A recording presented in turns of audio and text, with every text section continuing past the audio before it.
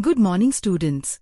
Today we are starting a very interesting chapter, the invisible living world.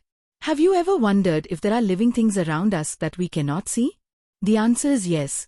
There are many tiny organisms present in air, water, and even inside our body, but we cannot see them without aided eyes. These are called microorganisms. To observe them, we need special instruments like a microscope.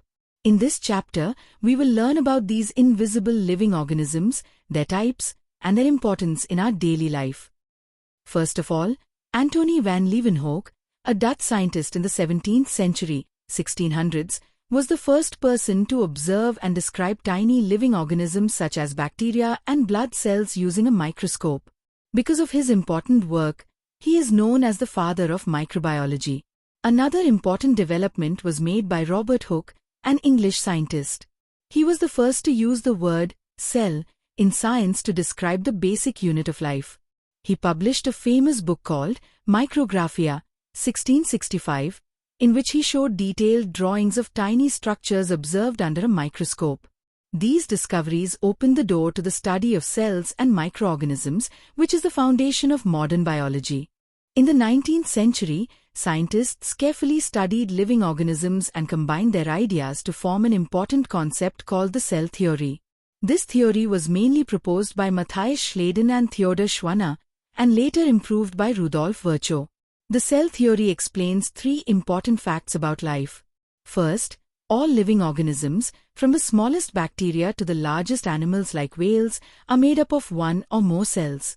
Second, the cell is the basic unit of life, meaning it is the smallest part that can perform all life processes such as growth, respiration, and reproduction.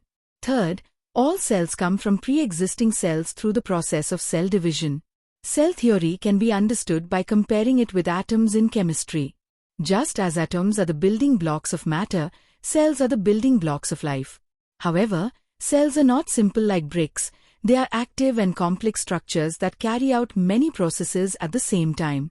This is why, to understand how a plant grows or how an animal breathes, we must first understand how cells work. Diversity in cells, number, shape, and size. Cells are not all the same. They show a lot of variation depending on the organism and the work they perform. 1. Number of cells. Living organisms are divided into two types based on the number of cells. Vitrite pointing back hand index unicellular organisms. These organisms have only one cell. Examples include amoeba, paramecium, and bacteria. This single cell performs all life functions like eating, breathing, excreting, growing, and reproducing. Vitrite pointing back hand index multicellular organisms. These organisms have many cells, such as humans and animals. In these organisms, different cells perform different functions. Groups of cells form tissues, tissues form organs, and organs form organ systems. 2. Shape and function of cells. The shape of a cell depends on its function. Nerve cells are long and branched so they can carry messages throughout the body. Muscle cells are spindle-shaped, which helps them contract and relax for movement. Red blood cells have a special shape that helps them carry oxygen easily through blood vessels. Some cells like amoeba have no fixed shape. They change their shape using pseudopodia, false feet, which helps them move and capture food. This shows that shape is directly related to function. 3. Size of cells. Cells are usually very small and can only be seen under a microscope. However, their size can vary greatly. The smallest cells are bacteria, mycoplasma, which are extremely tiny. The largest single cell is the ostrich egg, which is visible to the naked eye. It is important to understand that the size of a cell does not depend on the size of the organism. For example, an elephant and a rat have similar types of cells. The elephant is larger because it has more cells, not bigger cells. Internal structure of a cell. To understand how a cell works, we need to study its inner parts. A cell has three main components: the cell membrane, cytoplasm, and nucleus. Inside the cytoplasm, there are many smaller structures called organelles. Each organelle performs a specific function, just like different departments in a factory. Internal structure of a cell. To understand how a cell works, we need to study its inner parts. A cell has three main components: the cell membrane, cytoplasm, and nucleus. Inside the cytoplasm, there are many smaller structures called organelles. Each organelle performs a specific function, just like different departments in a factory. Cell membrane and cell wall. The outermost living layer of a cell is called the cell membrane, also known as the plasma membrane. It is porous, which means it allows certain substances to pass through it. Useful materials like nutrients can enter the cell, while waste materials can move out. At the same time, harmful substances are prevented from entering. It also separates the cell from its surroundings and gives it shape. In plant cells, there is an extra outer layer called the cell wall. It is made of a strong material called cellulose. The cell wall provides strength and support to plants, helping them stand upright.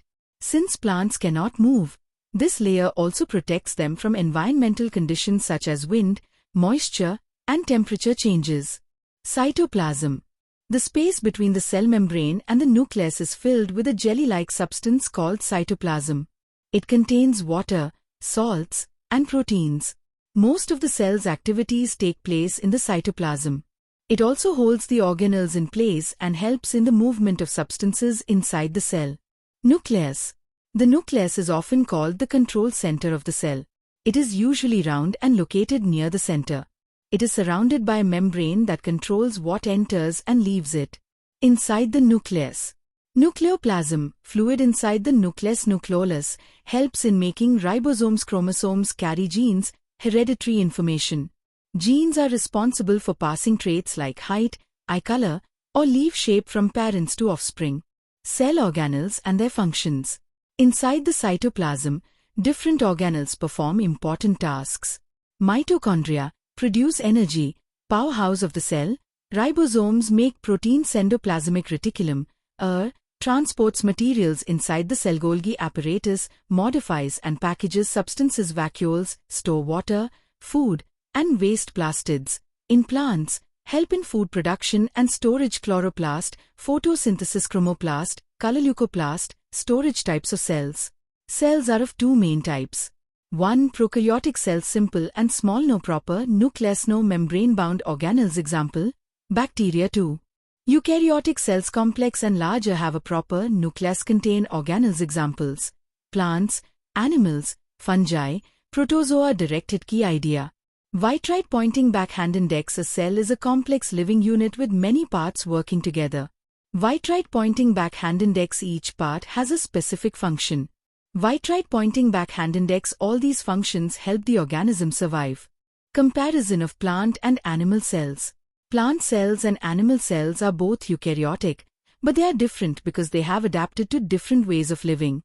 Plants make their own food and stay in one place, while animals depend on food from outside and can move from one place to another. One major difference between plant and animal cells is that plant cells have a cell wall and plastids, while animal cells do not. The cell wall gives plant cells strength and a fixed shape, which helps plants grow upright towards sunlight. In contrast, animal cells do not have a cell wall, which makes them more flexible and allows movement. Plant cells also contain chloroplasts, which help them make food through photosynthesis.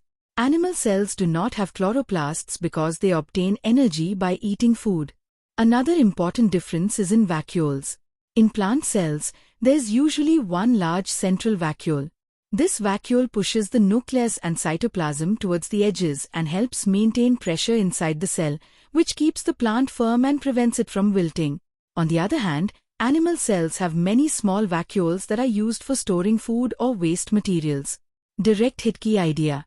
Vitrite pointing back. Hand index. Plant cells, strong, fixed, food making. Vitrite pointing back. Hand index. Animal cells, flexible, moving, food taking.